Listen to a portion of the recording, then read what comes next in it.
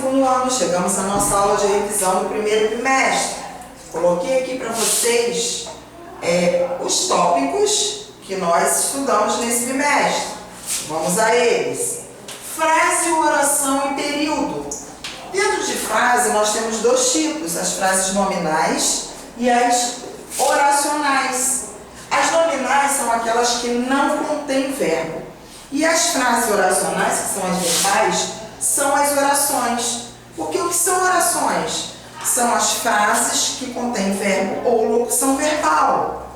Portanto, a sequência, frase, oração.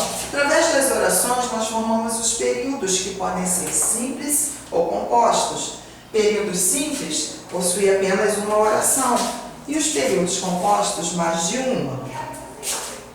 Vimos também classificação de sujeito. São elas: sujeito simples, composto, oculto, indeterminado e oração sem sujeito. Sujeito simples ou sujeito possui apenas um núcleo. Sujeito composto, o sujeito possui mais de um núcleo. Sujeito oculto, nós conseguimos percebê-lo na oração, mas ele não consta na estrutura. A gente consegue perceber através do verbo. Então, vou repetir esses 3 exemplos. Sujeito simples, o aluno estudou muito. Quem estudou muito? O aluno. Tem apenas um núcleo, sujeito simples. Sujeito composto, os alunos e os coordenadores foram ao passeio da escola. Quem foi ao passeio? Os alunos e os coordenadores, 2 núcleos, sujeito composto. Oculto, comprei vários livros. Não aparece na estrutura, porém conseguimos perceber através do verbo. Quem comprou? Eu, sujeito oculto. Temos o indeterminado e a oração sem sujeito. O indeterminado é aquele tipo de sujeito que ele começa com a terceira pessoa do plural, porém ele não tem contexto anterior. A gente não consegue determinar quem foi, quem praticou a ação. Exemplo: roubaram a casa do vizinho. Terceira pessoa do plural, sem contexto anterior. Quem roubou? Roubaram, indeterminado. E tem também com a terceira pessoa do singular, mas a partícula ser, que vai indeterminar. A Lucas se casa. Terceira pessoa, mas partícula ser, são os sujeitos indeterminados. E oração sem sujeito, que nós temos com os verbos impessoais ou fenômenos da natureza. Choveu muito ontem, fenômeno da natureza. Nós não conseguimos determinar um sujeito para essa oração. Próximo, adjunta de nominal e complemento nominal. Adjunta de nominal são termos acessórios. Podemos falar que são como se fossem satélites. Odeiam substantivo. Podem ser artigos, pronomes, adjetivos. Complementos nominais, como o nome já diz, complementa um nome, complementa um substantivo. Olha o exemplo aqui que eu coloquei, dando a dica como identificar facilmente se é um ou outro. A crítica do treinador foi contundente. Do treinador. Olha, o treinador fez a crítica. Quando tem uma noção ativa, o que é ativa? A voz ativa é aquele que pratica a ação. Quando eu tenho uma noção ativa, eu vou ter uma adjunta de nominal. Olha a dica para o complemento nominal. A crítica ao treinador foi contundente. Nesse caso, eu tenho uma noção passiva. Não é o treinador quem faz a crítica, ele sofre a crítica. Então, se a gente prestar atenção, se eu tenho uma noção ativa ou uma noção passiva, eu consigo estabelecer a classificação, se é complemento nominal ou adjunta de nominal. Facilita muito essa dica. Vimos também aposto e vocativo. Aposto acrescenta uma informação na oração. Nós temos o explicativo, como o nome já diz, ele explica algo que foi dito, acrescenta.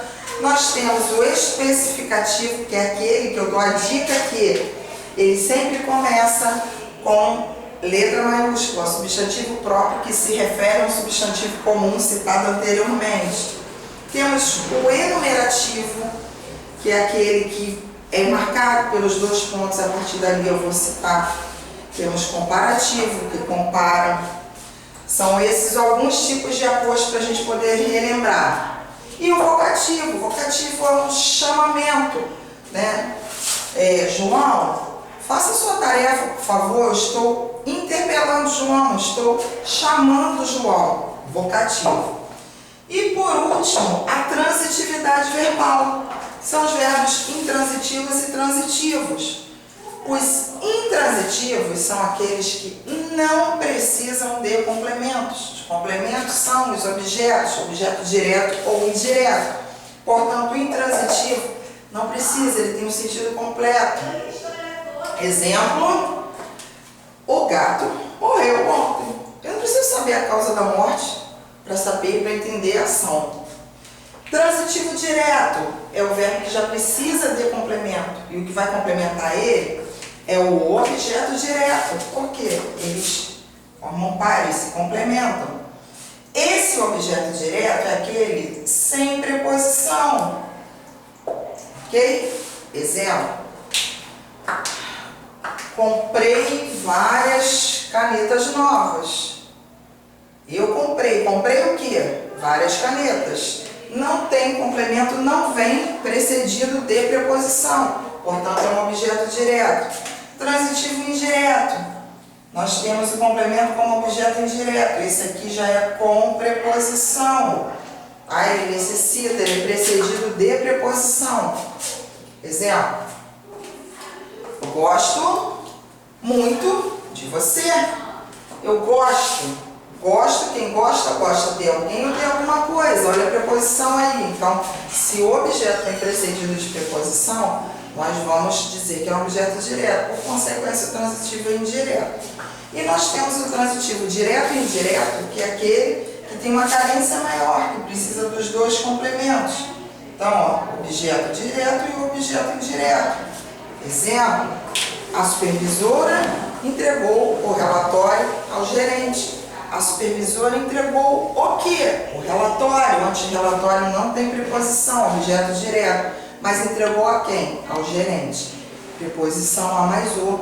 Portanto, esse é um tipo de verbo transitivo direto e indireto, ou bitransitivo, que é o que necessita de dois complementos.